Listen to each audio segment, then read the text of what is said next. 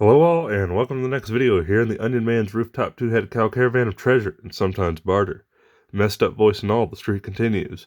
And we are taking a look at the next Tales from the Mailbag.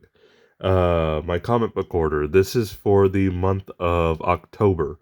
Kind of took them a while to get here. I'm not sure why, but yeah, it was a little late goings here. Funny enough, I have two separate boxes. One is my main order from Midtown, and this one I got on eBay because I had a hard time finding one of the books I wanted. It was sold out. I even went to mycomicshop.com, Lone Star Comics, and they didn't have it either. So I had to go and find a copy off of a comic book shop on eBay. So came in though, so we're good there. And yeah, so let's go ahead and get these open. Like I said, these are for October 2022. So let's see what we got. We'll do the one from eBay last.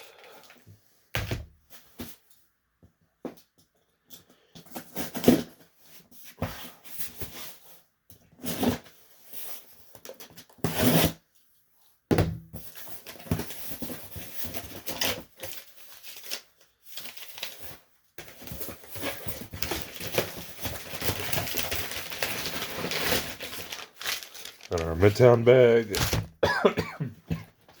Ooh, excuse me. And let's get into it.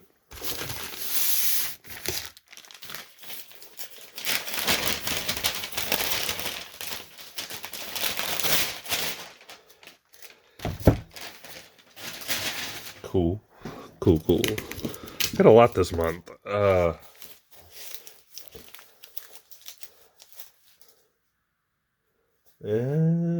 Yeah, let's go. Okay, we'll just start here at the beginning. First up, we have Batman the Knight. This is the last one, I believe. Try to kind of get the whole thing in here. Yeah, issue 10 of 10. It's Chip Zdarsky's kind of prequel book. In a lot of ways, it's like his version of a Batman Begins. You follow like a young Bruce Wayne throughout his time, kind of learning all these different things, traveling the world, all this other stuff. It's been pretty good.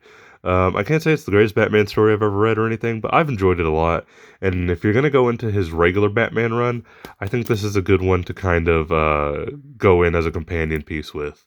But this is the last issue, so excited to read it and see how everything kind of ties up. Oh, yeah, here we go. We have, I think this is backwards.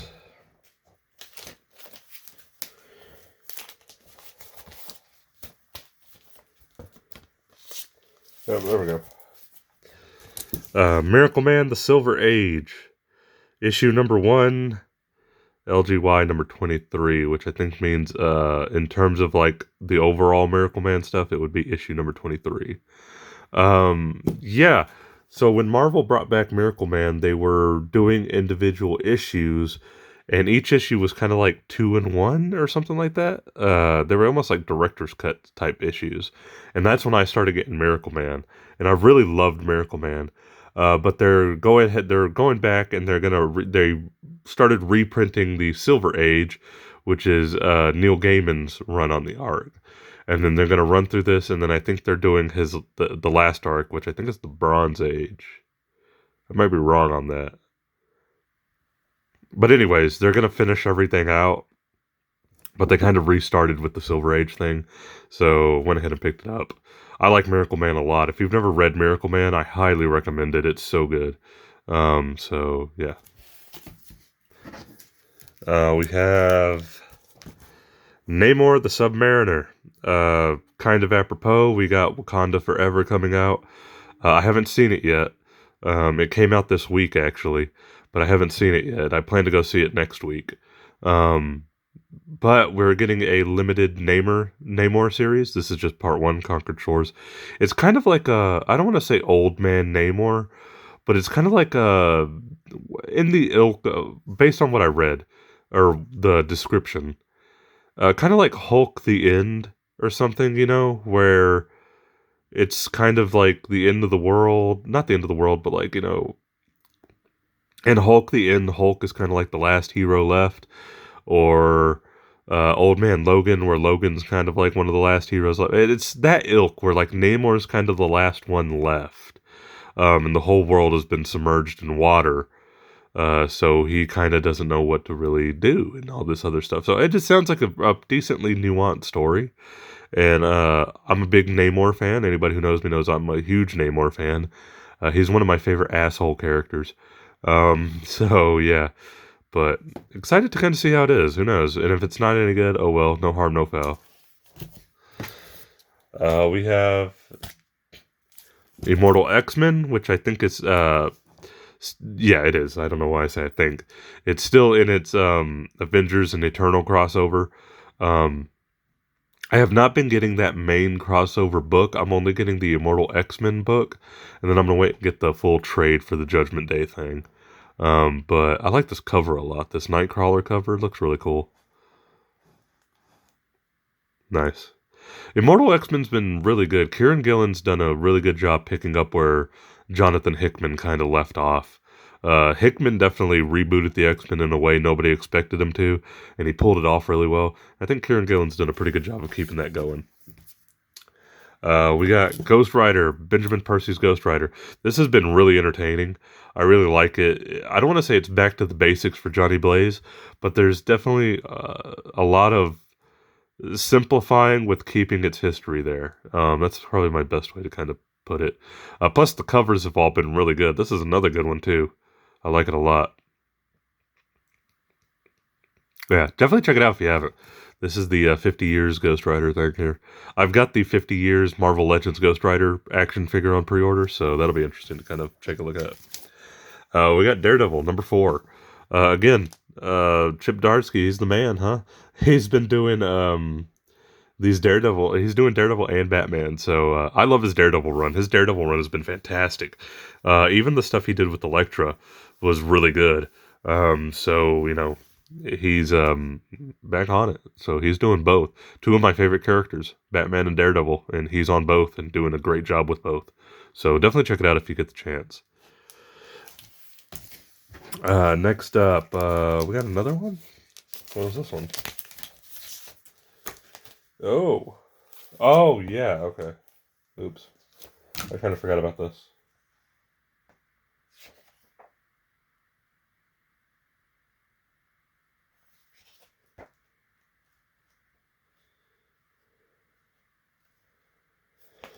Yeah. Sorry, it was turned around in the thing, and I can't get it back in the bagging board. There we go. Miracle Man number 0. This is just kind of like almost like a Miracle Man annual. It's got some stories with some different writers in it, and it's just kind of a brush up of Miracle Man's history, basically. So yeah, best way to describe it is kind of a Miracle Man annual to go into the reboot, not the reboot, but the reissuing of the Silver Age stuff with Neil Gaiman. So interested to see kind of who's all in this and who's participating and what artists we got and everything. So it'll be fun. Yeah, cool. We've got X-Men Legends into the Mojo-verse. Ooh, interesting. Who's doing this one? Ann Nesenti? Okay, fair enough. Yeah, if you don't know what X-Men Legends is, it's been pretty fun. It's usually 2 or 3 issues a piece, and they bring back old X-Men writers to do stories with the characters they're kind of most known for. Louise Simonson did an Apocalypse story, like a late kind of 80s or mid 80s Apocalypse story. It was really good. My favorite one has been the Peter David X Factor one. That one was really good. So definitely check this out if you're into like old 80s, 90s X-Men era stuff. Darsky again. There we go. We got the Batman number 128. Cool. It's been good so far. I think there's a little bit of things that I'm trying to kind of get used to with his Batman and the way he kind of does his storytelling. Because like with Daredevil, it's very simple but nuanced. Like I know that's kind of contradictory, but there's a real pacing to it that I think helps it. And I think he's trying to kind of cross that over into this. And it's a little wonky at first, but I think the more I get used to it, the better this book is going to be. It's definitely started off really well. I'm not trying to knock it per se, but it's just the pacing is a little weird, and I kind of got to get used to it. So nice cover, though. I do like this cover. And then we got, Sergeant Rock versus the Army of the Dead. The first issue of this was actually kind of entertaining. I'm a big Sergeant Rock fan. I have a lot of good Sergeant Rock stories. I got a lot of old collections, like Kubert collections. I also have Brian Azzarello's Hell in a Hard Place. One of the few things Brian Azzarello's ever done that's actually good was that Sergeant Rock story. Yeah, I said it. But I really like this. It's actually written by Bruce Campbell, so it's been entertaining. It's kind of got that simplified zombies, Wolfenstein-y kind of feel to it, but you know what? It works for Sergeant Rock. You can kind of get away with it with him. So I enjoyed the first issue, so I'm interested to see how this is. It's only 6 issues. It's going to be a miniseries. So, and last up we have Christopher Priest's Black Adam. Theogony. Okay. So far this has been really interesting. It's kind of I don't want to say a full circle for Black Adam, but the main story is that basically Teth Adam has kind of like this descendant, and it's kind of that descendant that's, I guess you could say heir to the throne-esque, and how he's dealing with it. Like mentoring as well as kind of, tough love type of thing. And it kind of is a decent little deep dive into kind of the psychology of Teth Adam. So I really like it. And I really like the covers for these. They've all been pretty good. Not my ideal version of Black Adam here, but it is what it is. But it's been a pretty good book. Christopher Priest is kind of one of those writers that, like, he'll do something really good, and then sometimes he'll do something that's just not that great. If you kind of go back and look at his Hobgoblin stories for Spider-Man, it's like, oh my god, what was that? But then he'll do like his Black Panther stuff, and it's really good. Or his Power Man and Iron Fist is really good. But then, like, when he was doing, what was it? I'm going to say, didn't he have like a Deathstroke run that was not that great? Something like that. I don't remember. Anyway, but his Black Adam has been really entertaining, so I've enjoyed it a lot. But that's going to be it. That's our books. Oh, no, that's not it. Sorry. We got the one from eBay. Yeah, I wanted this book too, and I knew I was going to get it when it was announced. And I always place my orders at the end of the month. That way they all kind of come in at once from Midtown. And this was sold out, and I was like, oh man. So I went to my comic shop, Lone Star Comics. That's always my backup. And usually where I go for back issues anyways. And it was also sold out there. So I went to one of many eBay comic book shops that I have gone to in the past. I found it and went ahead and picked it up.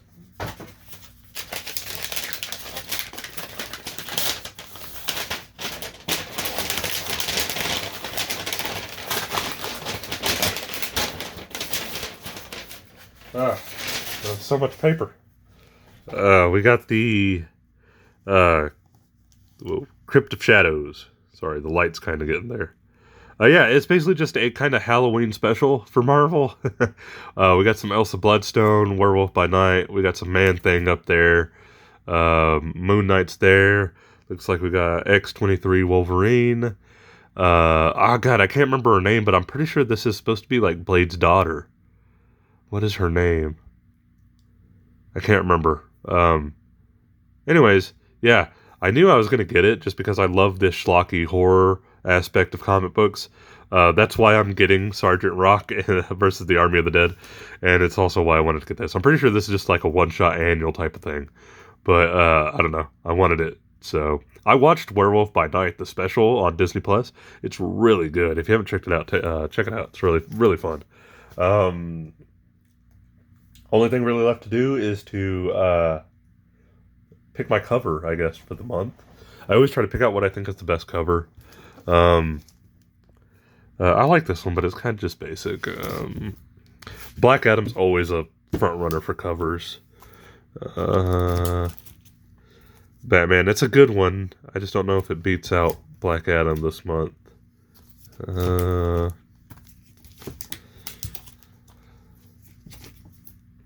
Ghost Rider's always a front runner. I do like the Nightcrawler cover this month, though. That's pretty good. Can't go wrong with some classic Miracle Man, but not this month. Batman the Knight, probably not. So we have 3 this time. I always love the Black Adam covers. Then we got the Ghost Rider covers that are always really nice. And then we have the Immortal X-Men Nightcrawler cover, which is surprisingly really good this month. The Immortal X-Men covers are usually pretty good, but I don't know why. I guess it's because it's Nightcrawler. This looks really good. Apologies. I'm going to give it to the Nightcrawler one. Just something different. I wasn't expecting, like, a really cool Nightcrawler cover on this. I feel like Nightcrawler is kind of always taking a back seat in more recent times with the X-Men stuff. So it's nice to see him on the cover and all the bamfing going on here. So yeah, we're going to give our favorite cover to the Immortal X-Men #7 with Nightcrawler bamfing all over the place. So, yeah, there we go. That's going to be it for this Tales from the Mail, or Journey into Monthlies. I might have called this Tales from the Mailbag, didn't I? This is supposed to be Journey into Monthlies. Oops. Anyway, that's going to be it for this month, last month. That's October. About another week, I'll order my November comic books, and we'll dig into those when they get here. So hopefully I don't have to go on an eBay search to find an issue again. But yeah, awesome. And that's going to be it for this video. Please leave a like, comment, subscribe if you want to. You don't have to if you don't want to, but I always appreciate anybody who does. Again, apologies for my voice. I lost it. It's starting to come back. So just trying to get some stuff out of the way while that's happening. But thank you, and I'll see you guys in the next video.